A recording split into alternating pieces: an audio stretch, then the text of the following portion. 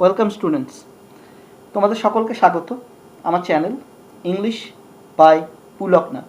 আর আমি পুলকনাথ, assistant teacher, পূর্ব বারাসাত আদর্শ বিদ্যাপীঠ। আজকে তোমাদের সাথে আলোচনা করতে চলেছি ক্লজ অ্যান্ড ইটস টাইপস এর দ্বিতীয় ভিডিও, and learn to join into complex using relative clause.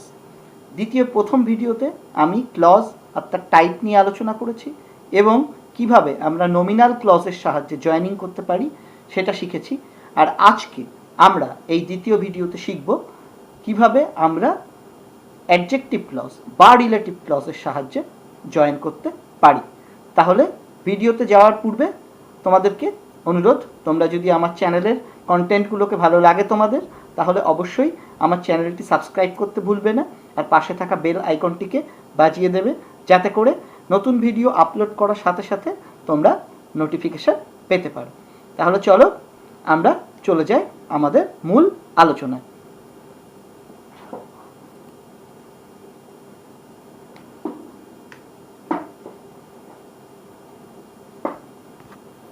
দেখো, রিলেটিভ ক্লজ বা অ্যাডজেক্টিভ ক্লজ কোনটাকে আমরা বলবো, বা এই রিলেটিভ ক্লজ বা অ্যাডজেক্টিভ ক্লজ কী কাজ করে। অ্যাডজেক্টিভ ক্লজ বাক্যে ঠিক অ্যাডজেক্টিভের মতোই কাজ করে এবং পূর্ববর্তী নাউন বা প্রোনাউনকে কোয়ালিফাই করতে ব্যবহৃত হয়, অথবা পূর্ববর্তী নাউন বা প্রোনাউনের সঙ্গে সম্পর্ক বুঝিয়ে দেয়। অ্যাডজেক্টিভের কাজ কি? এক্স্যাক্টলি এটাই।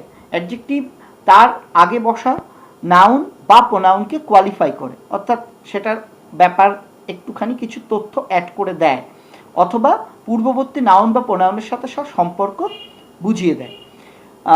অ্যাডজেক্টিভ ক্লজও এক্স্যাক্টলি সেই কাজটাই করে। পূর্ববর্তী যে নাউন বা প্রোনাউনের সাথে অ্যাডজেক্টিভ ক্লজের সম্পর্ক থাকে তাকে আমরা কি বলবো? তাকে আমরা অ্যান্টিসিডেন্ট বলবো। এই কথাটা কিন্তু খুব গুরুত্বপূর্ণ, অ্যান্টিসিডেন্ট। আমরা দেখব ঠিক এক্স্যাক্টলি যে নাউন বা প্রোনাউনের পরে অ্যাডজেক্টিভ ক্লজটা বসে সেই নাউন বা প্রোনাউনকে কোয়ালিফাই করবে, অথবা সেই নাউন বা প্রোনাউনের সাথে সম্পর্ক বুঝিয়ে দেবে, সেই নাউন বা প্রোনাউনটিকে আমরা বলবো অ্যান্টিসিডেন্ট। অ্যাডজেক্টিভ ক্লজটি অ্যান্টিসিডেন্টের ঠিক পরেই বসে। এই কথাটি আরও গুরুত্বপূর্ণ। অ্যাডজেক্টিভ ক্লজটি অ্যান্টিসিডেন্টের ঠিক পরেই বসে, অর্থাৎ অ্যান্টিসিডেন্ট বাক্যের যেখানেই থাকুক, শুরুতে থাকুক, মাঝখানে থাকুক, শেষের দিকে থাকুক, অ্যাডজেক্টিভ ক্লজটা এক্স্যাক্টলি তার পরেই বসবে। অ্যান্টিসিডেন্ট এবং অ্যাডজেক্টিভ ক্লজের মধ্যে কোনোভাবেই অন্য কোনো শব্দ বা ফ্রেজ আনা যাবে না। ওকে, অ্যাডজেক্টিভ ক্লজ এ যে নাউনকে কোয়ালিফাই করা হয় সেটিকে একটি রিলেটিভ প্রোনাউন দ্বারা প্রকাশ করা হয়। দেখো তাহলে কি বলেছি, অ্যাডজেক্টিভ ক্লজটিকে একটি নাউন বা প্রোনাউনের পরে বসানো হয়, বসিয়ে সেই নাউন বা প্রোনাউনটিকে অ্যাডজেক্টিভ ক্লজ কোয়ালিফাই করে। যে নাউন বা প্রোনাউনটিকে, অর্থাৎ যে অ্যান্টিসিডেন্টটিকে অ্যাডজেক্টিভ ক্লজ কোয়ালিফাই করে, ওই অ্যাডজেক্টিভ ক্লজটার মধ্যে, মানে সাবঅর্ডিনেট অ্যাডজেক্টিভ ক্লজটার মধ্যে ওই নাউন বা প্রোনাউনটি কিন্তু বসে। কিভাবে বসে? একটি প্রোনাউন হিসেবে বা রিলেটিভ প্রোনাউন হিসেবে বসে। সেই রিলেটিভ প্রোনাউনটি একাধারে প্রোনাউন আর একাধারে কনজাংশনের কাজ করে। ঠিক আছে? যেমন ধরো কোনো ব্যক্তি আছে, তারপরে অ্যাডজেক্টিভ ক্লজটা বসেছে, তাহলে ওই ব্যক্তিটাকে ওই অ্যাডজেক্টিভ ক্লজের মধ্যে বসাতে হবে কোনোভাবে। সেটা কি একটা হু দিয়ে বসলো, তাহলে হু ওই ব্যক্তিটাকেই বোঝাচ্ছে। হুটা রিলেটিভ প্রোনাউন, একাধারে আর একাধারে দুটো অংশকে জয়েন করতেও সাহায্য করছে, তাই একে আমরা কনজাংশনও বলবো। এইবার হচ্ছে সব থেকে গুরুত্বপূর্ণ পয়েন্ট, সেটা হচ্ছে রিলেটিভ প্রোনাউনের একটি তালিকা। আমি কি বললাম? রিলেটিভ প্রোনাউন তাহলে আমরা বুঝে গিয়েছি যে নাউন বা প্রোনাউনটিকে অ্যান্টিসিডেন্ট হিসাবে আমরা ভেবেছি, সেই অ্যান্টিসিডেন্টটাই রিলেটিভ ক্লজটার মধ্যে আসবে। কিভাবে আসবে? একটি রিলেটিভ প্রোনাউন হিসাবে। তাহলে রিলেটিভ প্রোনাউনগুলো কিন্তু কতগুলো নির্দিষ্ট, তাহলে কোনগুলো রিলেটিভ প্রোনাউন হিসেবে কাজ করে তার একটা তালিকা দেয়া হলো। দেখো, রিলেটিভ প্রোনাউনকে আমরা একটা ছকের মাধ্যমে, দেখো এই ছকটার মাধ্যমে প্রকাশ করেছি। হ্যাঁ, সেখানে কতগুলো প্যারামিটার রাখা হয়েছে।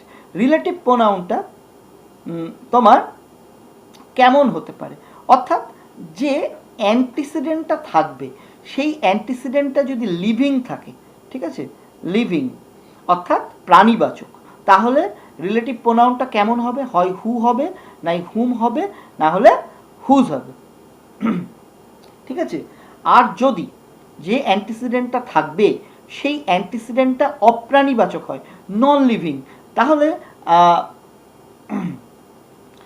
আমরা সেই রিলেটিভ প্রোনাউনটাকে কিভাবে প্রকাশ করব, হয় হুইচ দিয়ে অথবা অফ হুইচ বা হুজ দ্বারা। আর এমন একটা যদি অ্যান্টিসিডেন্ট থাকে সেটা না ব্যক্তি না বস্তু, তাহলে কি হবে, তাহলে সাধারণত আমরা living and non living both এটা হিসাবে যদি আমরা কাউন্ট করতে পারি, তখন কিন্তু যে রিলেটিভ প্রোনাউনটি বসবে সেই রিলেটিভ প্রোনাউনটা আমরা দ্যাট বসাবো। তাহলে একটু কিন্তু হুইচ আর দ্যাটের মধ্যে তফাৎ আছে। আমরা সব জায়গাতেই হুইচ বসিয়ে দিই বা দ্যাট বসিয়ে দিই, তা করলে কিন্তু হবে না। অ্যান্টিসিডেন্টটি যদি অপ্রাণীবাচক বা নন লিভিং হয় তবেই হুইচ বসে।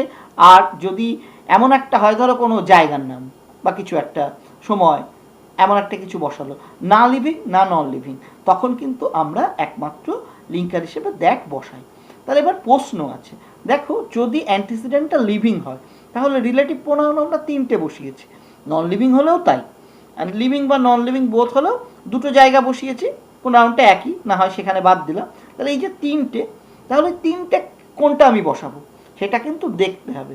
সেটা একদম তোমাদের মাথায় রাখতে হবে যে যে নাউনটাকে বা প্রোনাউনটাকে আমরা অ্যান্টিসিডেন্ট বানালাম সেটা অন্য বাক্যটার মধ্যে, অর্থাৎ যে বাক্যটা তোমাদের রিলেটিভ ক্লজ হবে ওই বাক্যের মধ্যে উপস্থিত আছে, সেই বাক্যের কোথায় উপস্থিত আছে, তাই তো? যে বাক্যটা রিলেটিভ প্রোনাউন হবে, রিলেটিভ ক্লজ হবে, তার সাবজেক্টের ঘরে যদি ওই অ্যান্টিসিডেন্টটা প্রোনাউন হিসেবে উপস্থিত থাকে তাহলে আমরা লিঙ্কার হু বসাবো। যদি ওই অ্যান্টিসিডেন্টটা দ্বিতীয় বাক্যটার মধ্যে অবজেক্টের ঘরে থাকে তাহলে কিন্তু আমরা লিঙ্কার হিসেবে হুম বসাবো।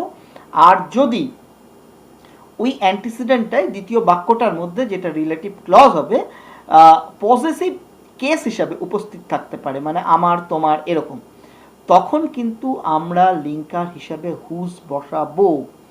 যদি অ্যান্টিসিডেন্টটা ব্যক্তি হয়, প্রাণীবাচক, ব্যক্তি বলছি না বলাই ভালো, লিভিং হয়, নন লিভিং হলেও হুইচ বসে দুটো জায়গাতেই, সাবজেক্টে থাকুক আর অবজেক্টে থাকুক। আর পজিটিভ কেস হিসেবে থাকলে অফ হুইচও বসতে পারে বা হুজও বসতে পারে।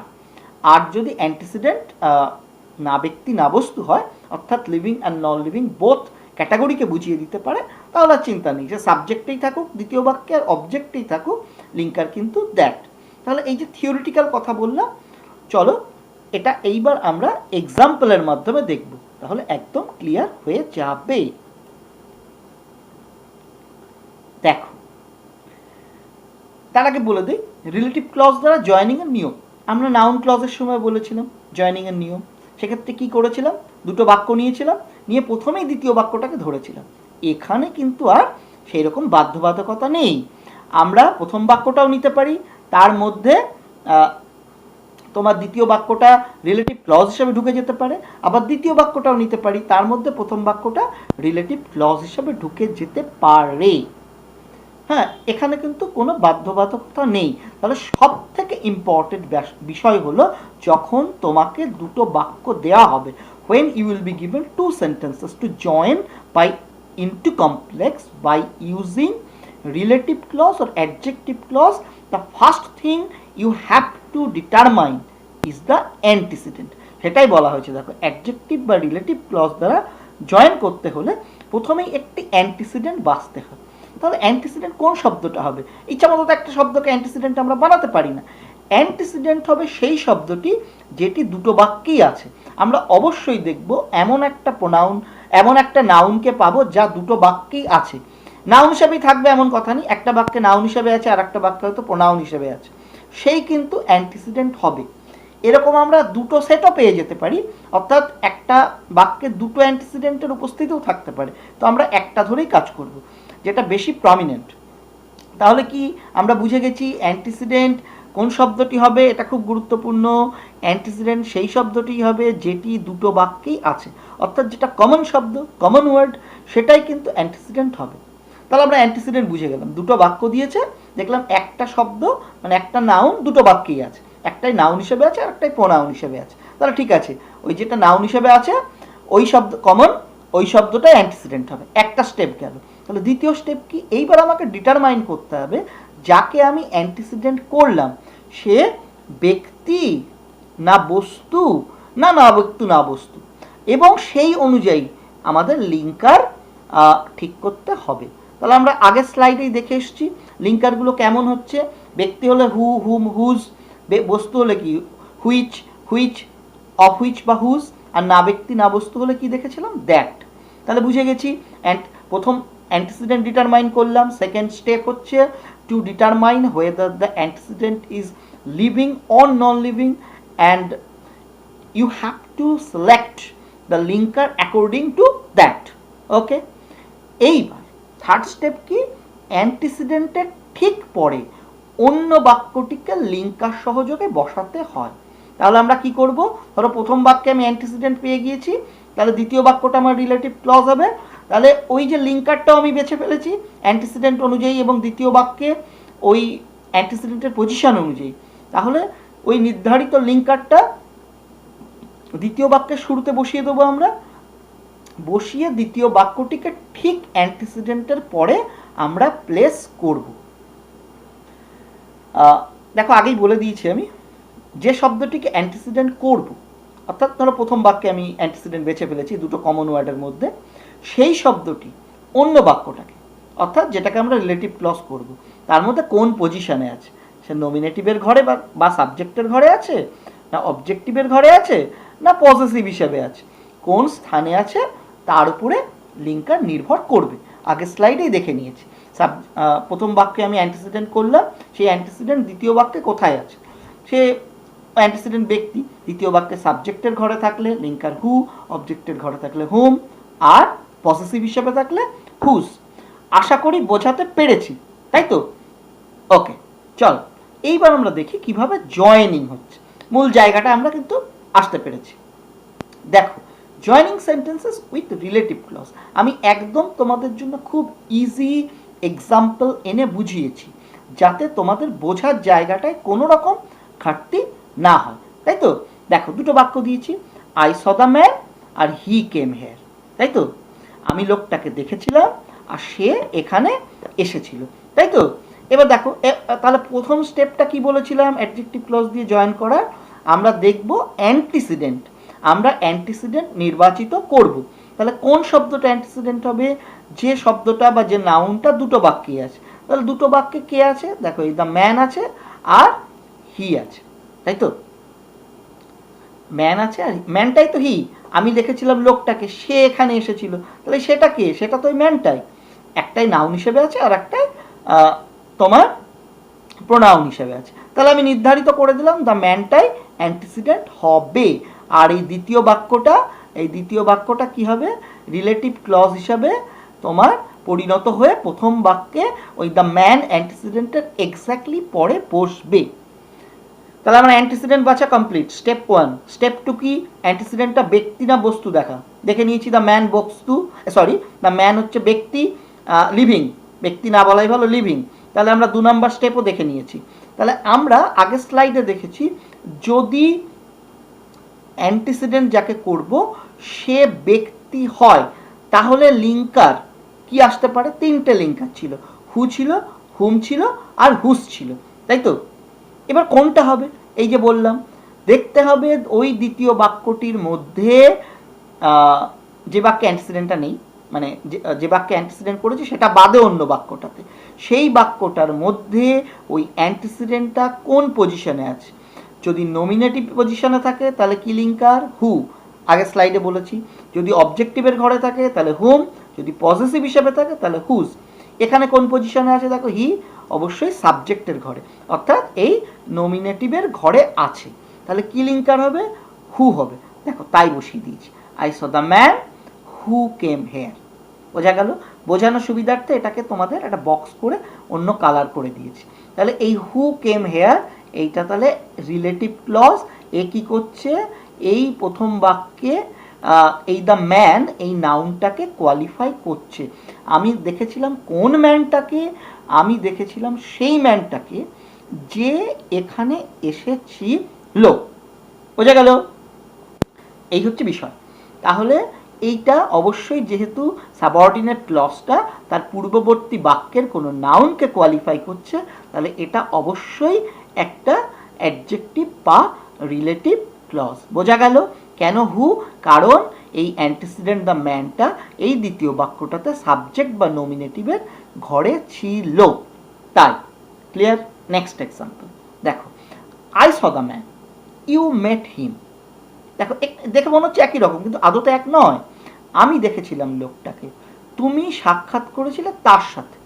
এইবার এই দুটো বাক্যের মধ্যে কমন শব্দ কোনটা? এখানেও দেখো দ্য ম্যান আর এখানে হিম, তাই তো? তুমি সাক্ষাৎ করেছিলে তার সাথে, তার সাথেটা কি? তার সাথেটা ওই ম্যানটা। তাহলে মিল কাদের মধ্যে? দ্য ম্যানের মধ্যে আর হিমের মধ্যে। তাহলে এই দ্য ম্যানটা অ্যান্টিসিডেন্ট হবে, একটা স্টেপ হয়ে গেল। দ্বিতীয় স্টেপ, ম্যানটা হচ্ছে লিভিং, তাহলে কি লিঙ্কার হতে পারে? হু, হুম, হুজ। কোনটা হবে? দেখো এই অ্যান্টিসিডেন্টটা দ্বিতীয় বাক্যে এবার কোথায় আছে? দ্বিতীয় বাক্যে কিন্তু অবজেক্টের ঘরে আছে। তাহলে আগের স্লাইড থেকে আমরা দেখেছিলাম অবজেক্টের ঘরে থাকলে কি লিঙ্কার? হুম, তাই করেছি। দেখো, I saw the man hmm you met. বোঝা গেল? তাহলে এই হুম ইউ মেট এখানে কিন্তু অ্যাডজেক্টিভ ক্লজ। ও কাকে কোয়ালিফাই করছে? এখানেও কিন্তু দ্য ম্যানকেই কোয়ালিফাই করছে। হুম হলো কেন? কারণ এই ম্যানটা ব্যক্তি এবং এই ম্যানটা এই দ্বিতীয় বাক্যটাতে অবজেক্টিভের ঘরে আছে, তাই কিন্তু হুম হলো। নেক্সট এক্সাম্পলটা বোঝো, একদম সিম্পল এক্সাম্পল তোমাদের বোঝার স্বার্থে। আই স দ্য ম্যান, আমি লোকটাকে দেখেছিলাম। হিজ ব্রাদার কেম হেয়ার, তার ভাই ওখানে এসেছিল। এইবার দেখো কোন শব্দ দুটোর মধ্যে মিল আছে। এখানেও দ্য ম্যান আর হিজ ব্রাদার। হিজ মানে কার? হিজ মানে ওই ম্যানটার, তাই তো? তাহলে ম্যান মিল হচ্ছে দ্য ম্যান আর হিজের মধ্যে, তাহলে অবশ্যই ম্যানটা অ্যান্টিসিডেন্ট হবে। এবার দেখতে হবে এই, এবং দ্বিতীয় স্টেপ হচ্ছে ম্যানটা লিভিং, তাহলে লিঙ্কার কি হতে পারে? হু, হুম, হুজ। এবার এই ম্যানটা কোন জায়গায় আছে দ্বিতীয় বাক্যটার? এ দেখো পজেসিভ কেস হিসাবে আছে। পজেসিভ কেস কোনগুলো?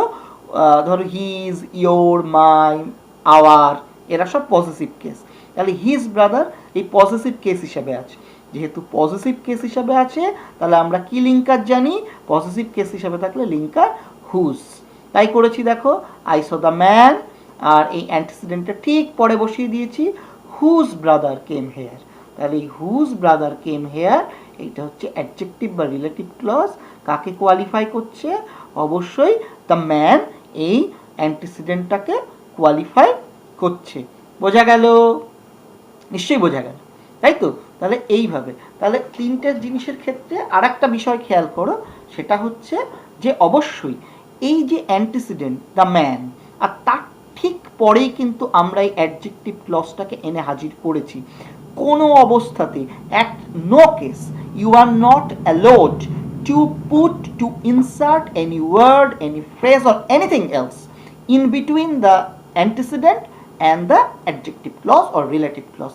Relative clause will be placed exactly after the antecedent at any cost, না হলে কিন্তু মিস্টেক। ওকে, আমরা বোঝাতে পারলাম? তবে তিনটে ক্ষেত্রে আমরা যে এক্সাম্পল দেখলাম সেখানে অ্যান্টিসিডেন্ট কি ছিল? অ্যান্টিসিডেন্ট ছিল লিভিং। তাহলে চলো এবার একটু দেখি নন লিভিং যদি হয় তাহলে কিভাবে বসছে। চলো দেখো, একটা এক্সাম্পল আমি এনেছি যেখানে আমরা দেখব যে non living. This is the book, this is the book, it was written by him. এটা হচ্ছে একটা বই, যে বইটা লেখা হয়েছিল তার দ্বারা। তাহলে মিল কাদের মধ্যে? দেখো, দ্য বুকের মধ্যে, ইটের মধ্যে। ইটটাও তো এই বইটাই, তাই তো? This is the book, it was written by him. তাহলে আমরা বুঝে গেলাম দ্য বুক আর ইটের মধ্যে মিল, তাহলে দ্য বুকটাই তোমার অ্যান্টিসিডেন্ট হবে। এটা ফার্স্ট স্টেপ, আমি অ্যান্টিসিডেন্ট ধরে নিয়েছি। সেকেন্ড স্টেপ, বুকটা কিন্তু নন লিভিং, তাহলে নন লিভিং হলে আমাদের কি লিঙ্কার হয় দেখে এসেছিলাম? হুইচ হয়। সাবজেক্টের ঘরে বসলে হুইচ, অবজেক্টের ঘরে থাকলে হুইচ, পসেসিভ থাকলে অফ হুইচ বা হুজ। তাহলে এই দ্য বুকটাকে যদি আমি অ্যান্টিসিডেন্ট করি, দ্য বুকটা পরের বাক্যে কোথায় আছে? নমিনেটিভের ঘরে আছে। চোখ বুঝিয়ে লিঙ্কার হুইচ, তাই দেখো করে দিয়েছি। This is the book which was written by him, যেটা তার দ্বারা লেখা হয়েছিল। তাহলে এই রিলেটিভ ক্লজ কাকে কোয়ালিফাই করছে? অবশ্যই এই দ্য বুকটাকে কোয়ালিফাই করছে। সেকেন্ডলি দেখো, this is the book, I bought it, এটা হচ্ছে বইটা, আমি কিনেছিলাম এটা। এইবার কাদের মধ্যে মিল, এবারেও দ্য বুকের মধ্যে মিল আর ইটের মধ্যে মিল, তাই তো একই জিনিস। তাহলে যেটা কমন আছে সেটাই কিন্তু অ্যান্টিসিডেন্ট হবে। অবশ্যই এই ক্ষেত্রেও কিন্তু দ্য বুকটাই অ্যান্টিসিডেন্ট হবে। এবং তাহলে দ্বিতীয় স্টেপ হয়ে গেল, বুকটা বুঝলাম, দ্বিতীয় স্টেপে বুকটা নন লিভিং তাও বুঝলাম। এবার বুকটা কোথায় আছে দেখো, দ্বিতীয় বাক্যটিতে ও কিন্তু অবজেক্টের ঘরে আছে, আগের বারটা কিন্তু নমিনেটিভের ঘরে ছিল, এইবার অবজেক্টিভের ঘরে আছে, তাতে কিছু এসে যায় না। যদি অ্যান্টিসিডেন্ট বস্তু হয় তাহলে নমিনেটিভের ঘরে থাকলেও লিঙ্কার হুইচ, অবজেক্টিভের ঘরে থাকলেও লিঙ্কার হুইচ, তাই কিন্তু করেছি দেখো। This is the book which I bought, এটা হচ্ছে বইটা যেটা আমি কিনেছিলাম। এই হুইচ আই বট কোয়ালিফাই করছে দ্য বুকটাকে, বোঝা গেল? নেক্সট একই রকমের এক্সাম্পল, দিস ইজ দ্য বুক, এটা হচ্ছে এই বইটা, ইটস পেজেস আর ইয়েলো, তাই তো, ইটস পেজেস আর ইয়েলো, তাহলে এখানে মিল আছে দ্য বুক আর এই ইটস। ইটস তো ওই বইটারই পাতার কথা বলছে, তাহলে বুকটা অ্যান্টিসিডেন্ট হবে, খুব ভালো কথা, বুকটা অ্যান্টিসিডেন্ট হবে ফার্স্ট স্টেপ। দ্বিতীয় স্টেপ হচ্ছে বুকটা নন লিভিং। তৃতীয় স্টেপে দেখলাম এই বুকটা দ্বিতীয় বাক্যের কোথায় আছে, সাবজেক্টের ঘর বটে কিন্তু নমিনেটিভ হিসেবে নেই, কি আসে, পজেসিভ কেস হিসাবে আছে। তাই যেহেতু পজেসিভ কেস হিসাবে আছে, তাহলে পজেসিভে আমাদের কি লিঙ্কার হয় আমরা দেখে এসেছি, লিঙ্কার হয় হয় হুজ হতে পারে অথবা অফ হুইচ হতে পারে, তাই করেছি দেখো। This is the book the pages of which are yellow, এই যে the pages of which are yellow, এইটা কিন্তু অ্যাডজেক্টিভ ক্লজ, এইটা পুরোটাই কোয়ালিফাই করছে এই বুকটিকে। বলবে তো দ্য বুকের পরে পেজেস এলো, এই ক্ষেত্রটাতে আসতে পারে কারণ এখানে একটু উল্টে আছে, কিন্তু বাক্যটা আদতে কিন্তু অফ হুইচ দ্য পেজেস, তাই তো। আর যদি এটা বুঝতে কনফিউশন হয়, মনে হয় যে এটা করবো না, সিম্পলি করে দাও, এমন করলেও হবে, this is the book whose pages are yellow, তাই তো, সেটাও কিন্তু কারেক্ট। অথবা দ্য পেজেস অফ হুইচ, একটু ঘুরিয়ে তোমাদেরকে লিখতে হবে, এমন তো লেখা যায় না অফ হুইচ দ্য পেজেস, শুনতে বাজে লাগে বলে ঘুরিয়ে লেখা। তাহলে এই হচ্ছে তিনটে কেস আমরা দেখলাম যে অ্যান্টিসিডেন্ট। তাহলে আমাদের তিনটে স্টেপ হচ্ছে খুব গুরুত্বপূর্ণ, সেই তিনটে স্টেপ কি আমি আরেকবার বলে দিচ্ছি, সেটা হচ্ছে প্রথমেই আমরা দেখব দুটো বাক্যের মধ্যে কমন কোনটা, সেইটা অ্যান্টিসিডেন্ট হবে ফার্স্ট স্টেপ। এবার দেখব ওই যেটা অ্যান্টিসিডেন্ট সেটা লিভিং না নন লিভিং, না লিভিং নন লিভিং বোথ, গেল দ্বিতীয় স্টেপ। এবার সেই অনুযায়ী আমাদের লিঙ্কার বাছতে হবে। এইবার দেখতে হবে যে ওই অ্যান্টিসিডেন্টটা যে বাক্যটাকে আমরা সাবঅর্ডিনেট ক্লজ বানাবো তার মধ্যে কোন পজিশনে বসে আছে। সে নমিনেটিভের ঘরে বসে থাকলে একরকম লিঙ্কার, অবজেক্টিভের ঘরে বসে থাকলে আর এক রকম লিঙ্কার, আর পজিটিভের ঘরে বসে থাকলে আর এক রকমের লিঙ্কার। ওকে, তাহলে এই কিন্তু ছিল কিভাবে আমরা অ্যাডজেক্টিভ ক্লজ দিয়ে জয়েন করব। আর সর্বোপরি যেটা মাথায় রাখতে হবে যে অ্যান্টিসিডেন্ট আর অ্যাডজেক্টিভ ক্লজের মাঝখানে কিচ্ছু বসানো যাবে না। আর আরও মাথায় রাখতে হবে অ্যান্টিসিডেন্ট যেখানেই থাক, বাক্যের শুরুতে থাক, বাক্যের মাঝখানে থাক, বাক্যের শেষে থাক, অ্যাডজেক্টিভ ক্লজটা এক্স্যাক্টলি তার পরে বসবে, এটা কিন্তু আমাদের মাথায় রেখে এগোতে হবে। ঠিক আছে, এছাড়াও এই যে আমি লিঙ্কারগুলো দেখালাম, এছাড়াও কিন্তু অ্যাডজেক্টিভ ক্লজে অন্য লিঙ্কার ব্যবহৃত হতে পারে, দ্যাট হতে পারে, হুইচ হতে পারে, হোয়েন হতে পারে, হাউ হতে পারে, এরাও কিন্তু হতে অবশ্যই পারে। যেমন ধরি কোনো সময়বাচক শব্দকে, টাইমকে কোয়ালিফাই করছে, তখন লিঙ্কার হোয়েন আসতেই পারে। ওকে, এইবার আমরা আগের ভিডিওতে, ভিডিও নাম্বার 1-এ আলোচনা করেছিলাম জয়নিং ইউজিং নাউন ক্লজ, আর এখানে আলোচনা করব জয়েন ইউজিং অ্যাডজেক্টিভ ক্লজ করলাম। নাউন ক্লজ আর অ্যাডজেক্টিভ ক্লজের মধ্যে বেসিক তফাৎটা কি আছে, একটা তফাৎ আছে, আবার একটা মিলও আছে। সেটা কি, নাউন এবং অ্যাডজেক্টিভ ক্লজের মধ্যে পার্থক্য হলো নাউন ক্লজে কোনো অ্যান্টিসিডেন্ট নেই, কিন্তু রিলেটিভ ক্লজে বা অ্যাডজেক্টিভ ক্লজে সর্বদা একটা অ্যান্টিসিডেন্ট থাকবেই থাকবে, এবং রিলেটিভ প্রোনাউনটি যেটা দিয়ে রিলেটিভ ক্লজটা শুরু হচ্ছে সেটা ঠিক অ্যান্টিসিডেন্টের পরে বসবে। এটা কিন্তু খুব গুরুত্বপূর্ণ। নাউন ক্লজের ক্ষেত্রে আমরা কি দেখেছিলাম, যখন নাউন ক্লজ দিয়ে জয়েন করেছিলাম দ্বিতীয় বাক্যটা নিয়েছিলাম, নিয়ে ওই নাউনের প্লেসগুলোকে খুঁজেছিলাম, subject, object, object to preposition ইত্যাদি ইত্যাদি। সেখানকার প্রোনাউনটিকে উঠিয়ে দিয়ে আমরা প্রথম বাক্যটিকে নাউন ক্লজ হিসেবে বসিয়েছিলাম। আর অ্যাডজেক্টিভ ক্লজে আমরা কিন্তু কাউকে তুলে দেব না, আমরা আগে অ্যান্টিসিডেন্ট বাছবো, অ্যান্টিসিডেন্টের এক্স্যাক্ট পরে দ্বিতীয় বাক্যটিকে আমরা বসাবো কাউকে না তুলে দিয়ে। তাহলে তফাৎ কি? তফাৎ হচ্ছে না, নাউন ক্লজে কোনো অ্যান্টিসিডেন্ট নেই, নাউনটাকে উঠিয়ে দিয়ে বসছে। আর অ্যাডজেক্টিভ ক্লজে অবশ্যই অ্যান্টিসিডেন্ট থাকবে, অ্যান্টিসিডেন্ট হবে একটা নাউন এবং এক্স্যাক্টলি সেই নাউনটার পরে যেয়ে বসবে। দেখো তোমাদের সুবিধার্থে আমি কতগুলো এক্সাম্পল দেখিয়েছি, যেখানে আমি দুটো বাক্যকে জয়েন করেছি, জয়েন্ট বাক্যই দেখাচ্ছি, যেখানে একটা অ্যাডজেক্টিভ ক্লজ দিয়ে জয়েন হয়েছে, একটা নাউন ক্লজ দিয়ে। বেসিক তফাৎটা দেখো। Tell me where he lives, এটা নাউন ক্লজ। এই যে অবজেক্ট হিসাবে কিন্তু বসেছে, মি একটা অবজেক্ট আছে আর একটা সেকেন্ডারি অবজেক্ট, সেটা হচ্ছে হোয়ার হি লিভস। অবজেক্ট হিসাবে বসেছে, আগে কোনো নাউন নেই, আগে কোনো নাউন নেই। আর এখানে কি? টেল মি দ্য প্লেস, আমাকে সেই জায়গাটার কথা বলো। হোয়ার হি লিভস, যেখানে সে বাস করে। এই হোয়ার হি লিভস এখানে কিন্তু আমাদের কি করছে? হোয়ার হি লিভস এইখানে অবশ্যই তোমার এই প্লেসটাকে কোয়ালিফাই করছে। Similarly I know how he did it, আমি জানি কিভাবে সে এটা করেছিল, তাই তো? I know how he did it, এই হাউ হি ডিড ইট এ কিন্তু এই নো ভার্বের অবজেক্ট হিসাবে বসেছে, নাউন ক্লজ। আর এখানে আই নো দ্য ওয়ে, আমি জানি পথটা। হাউ হি ডিড ইট, তাহলে হাউ হি ডিড ইট কিন্তু এখানে এই দ্য ওয়ে, এই হাউ হি ডিড ইট, এই দ্য ওয়ে, এই প্রোনাউনটিকে, এই নাউনটিকে কোয়ালিফাই করছে। প্রথম বাক্যে কোনো নাউন ক্লজের ক্ষেত্রে কোনো কোয়ালিফিকেশনের বা কোয়ালিফায়ার প্রশ্ন নেই, প্রোনাউনটাকে উঠিয়ে দিয়ে বসেছে, আর এখানে নাউনটিকে কোয়ালিফাই করছে। একইভাবে tell me when he will come, আমাকে বলো কখন সে আসবে, এখানেও এই অবজেক্ট হিসাবে কিন্তু নাউন ক্লজটি বসেছে। আর এখানে টেল মি দ্য টাইম, আমাকে বলো সেই সময়টা, হোয়েন হি উইল কাম, তাহলে হোয়েন হি উইল কাম এখানে দ্য টাইমকে কোয়ালিফাই করছে। বোঝাতে পারলাম? তাহলে অবশ্যই মাথায় রাখবে নাউন ক্লজে কোনো অ্যান্টিসিডেন্ট নেই, কোনো একটা প্রোনাউনকে উঠিয়ে দিয়ে বসে।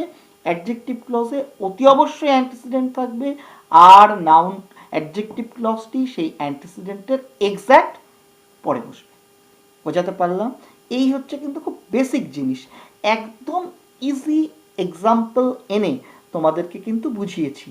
আর তোমাদের ক্লাস অনুযায়ী সেই রকমই তোমাদের জয়েন করতে দেবে। যদি তোমরা 9-এ পড়ো বা 8-এ পড়ো, সিম্পল এক্সাম্পলই জয়েন করতে দেবে বাই ইউজিং রিলেটিভ ক্লজ। এই তুমি 11-12-এর সাপেক্ষে ভাবো, তাহলে অবশ্যই একটু জটিল এক্সাম্পল দেবে। যেভাবেই দিক, বেসিক ব্যাপার কিন্তু এটা, যেটা আমি এই ভিডিওতে সবার জন্য আলোচনা করলাম। So students, if you like my video, don't forget to like it, comment and share it with your friends, and don't forget to subscribe my channel. And thank you to all for seeing my video till the last. Thank you.